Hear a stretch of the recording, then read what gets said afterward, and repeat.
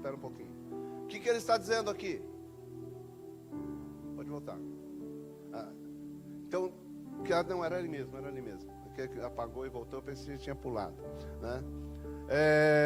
Ele está dizendo que, ora, você vê Deus? Você não vê Deus na sua vida? Olha em volta. A natureza, ela é perfeita. Tudo é perfeito, tudo vive em perfeito equilíbrio. A minha mão está em todas as coisas ao seu redor. Quando você olha, em tudo ao seu redor está a mão de Deus. Esse é o poder invisível de Deus, já demonstrado em toda a natureza, né?